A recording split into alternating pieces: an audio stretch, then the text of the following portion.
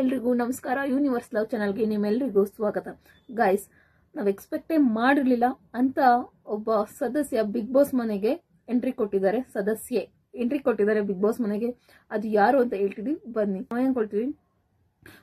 Big boss ಮನೆಗೆ ದೊಡ್ಡ ದೊಡ್ಡ ಕ್ರಿಯೇಟರ್ಗಳು ಸೋಷಿಯಲ್ ಮೀಡಿಯಾದಲ್ಲಿ ತುಂಬಾ ಫೇಮಸ್ ಆಗಿರೋರ್ನ ಕರಿತೀವಿ ಅನ್ಕೋತೀವಿ. ಆದ್ರೆ ಇಲ್ಲ ಆ ತರ ಅಲ್ಲ. ಈಗ ಏನಾಗ್ತಿದೆ ಗೊತ್ತಾ, ಟ್ರೋಲ್ ಆಗಿರ್ತಾರೆ ನೋಡಿ, ಅಂತವ್ರನ್ನ ಕರೆಸ್ತಿದ್ದಾರೆ. ಅಂದ್ರೆ ಈಗ ರಕ್ಷಿತಾ ಶೆಟ್ಟಿ ಒಬ್ರು ಯಾವುದೋ ಒಂದು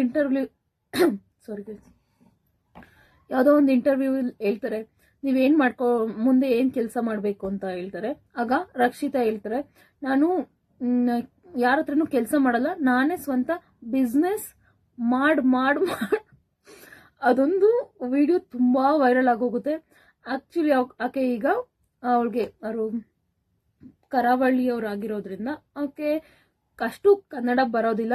ಸ್ವಲ್ಪ ಅವ್ರು ಕಲ್ತಿದ್ದಾರೆ ಕೂಡ, ಅದಕ್ಕೆ ನಿಜವಾಗ್ಲೂ ಹ್ಯಾಟ್ಸ್ ಆಫ್. ಈಗ ಕನ್ನಡ ಬರೋರೆ ಕನ್ನಡ ಮಾತಾಡಲ್ಲ, ಆಕೆ ತುಂಬಾ ಚೆನ್ನಾಗಿ ಕಲ್ತ್ಕೊಳ್ತಿದ್ದಾರೆ ಈಗ ಸ್ವಲ್ಪ. ಅದು ತುಂಬಾ ಕಾಮಿಡಿ ಆಗಿದೆ, ಫನ್ನಿ ಆಗಿದೆ ಕೂಡ. ಅವ್ರನ್ನ ಈಗ ಬಿಗ್ ಬಾಸ್ ಮನೆಗೆ ಕರ್ಸಿದ್ದಾರೆ. ಸುದೀಪ್ ಸರ್ ಕೂಡ ತುಂಬಾ ಎಂಜಾಯ್ ಮಾಡಿದ್ರು ಆಕೆ ಮಾತಾಡ್ತಿದ್ದನ್ನ. ಆಕ್ಚುಲಿ ಅವರು ಸ್ವಲ್ಪ ನರ್ವಸ್ ಆಗಿ ಕೂಡ ಇದ್ರು. ದೊಡ್ಡ ಸ್ಟೇಜು, ಬಿಗ್ ಬಾಸ್ ಮನೆಗೆ ಹೋಗ್ತಿದೀನಿ ಅನ್ನೋ ಒಂದು ಕ್ಯೂರಿಯಾಸಿಟಿ, ತುಂಬಾ ನರ್ವಸ್ ಆಗಿ ಕೂಡ ಇದ್ರು ಸುದೀಪ್ ಸರ್ ಹತ್ರ ಮಾತಾಡ್ಬೇಕಾದ್ರೆ.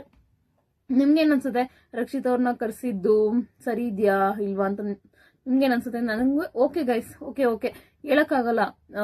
ನನ್ಗೆ ಏನ್ ಗೊತ್ತಾ, ಆಲ್ಮೋಸ್ಟ್ ನೋಡಿ ಧನುಷ್ರನ್ ಕರ್ಸಿದ್ರು ಸೋಷಿಯಲ್ ಮೀಡಿಯಾದಲ್ಲಿ, ಅವರು ಅಷ್ಟು ಕ್ಲಿಕ್ ಆಗ್ಲಿಲ್ಲ. ಆಲ್ಮೋಸ್ಟ್ ಸೋಷಿಯಲ್ ಮೀಡಿಯಾದ ಕಳಿಸ್ತಾರಲ್ಲ, ಆಲ್ಮೋಸ್ಟ್ ಕ್ಲಿಕ್ ಆಗಲ್ಲ. ಏನಕ್ಕೆ ಅಂತ ಹೇಳ್ತೀನಿ ನೋಡಿ. ಕ್ರಿಯೇಟರ್ ಅಂದ್ರೆ ಓಕೆ, ದೊಡ್ಡ ದೊಡ್ಡ ಕ್ರಿಯೇಟರ್ ಎಲ್ಲ ಓಕೆ, ಇವರೆಲ್ಲ ಏನಾಗ್ತಾರೆ ಗೊತ್ತಾ, ಈ ಸೋಷಿಯಲ್ ಮೀಡಿಯಾದಲ್ಲಿ ಹೆಂಗ್ ಮಾಡ್ತಾರೆ ಅಂತ ಇವರು ಒಂದು ಕಂಟೆಂಟ್ ಅದನ್ನ ಕಟ್ ಮಾಡಿ ಒಂದು ಇದನ್ನ ಮಾಡ್ಕೊಳ್ತಾರೆ ಅಷ್ಟೇ.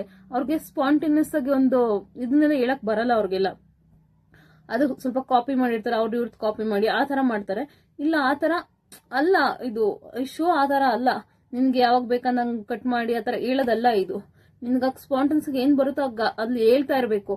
ಅದು ಒಂದು ಇದು ರಿಯಾಲಿಟಿ ಶೋ, ರಿಯಲ್ ಆಗಿರ್ಬೋದು. ಹೇಳಕ್ಕಾಗಲ್ಲ. ರಕ್ಷಿತನೇ ಒಂದ್ ದಿವಸ ಎಲ್ಲರಿಗೂ ತುಂಬಾ ಇಷ್ಟ ಆಗ್ಬೋದು. ಆಕೆಯ ಮಾತಿನಿಂದನೇ ಆಕೆ ತುಂಬಾ ಫೇಮಸ್ ಕೂಡ ಆಗ್ಬೋದು. ಗೊತ್ತಿಲ್ಲ ಗೈಸ್, ನಾವು ಏನು ಜಡ್ಜ್ ಮಾಡಕ್ಕಾಗಲ್ಲ ಒಬ್ರು ಪರ್ಸನ್. ನಿಮ್ಗೇನ್ ಅನ್ಸುತ್ತೆ? ಆಕೆ ಬಂದಿದ್ ಖುಷಿ ಆಗಿದ್ಯಾ ಅಥವಾ ಇಲ್ವಾ? ಅಥವಾ ಅವ್ರ ಬದಲು ಬೇರೆ ಯಾರಾದ್ರೂ ಬರ್ಬೇಕಿತ್ತ? ನಿಮ್ಮ ಫೇವ್ರೆಟ್ ಯಾರು ಬರ್ಬೇಕಿತ್ತು ಅಂತ ಕಮೆಂಟ್ ಬಾಕ್ಸ್ ಅಲ್ಲಿ ದಯವಿಟ್ಟು ಕಮೆಂಟ್ ಮಾಡಿ.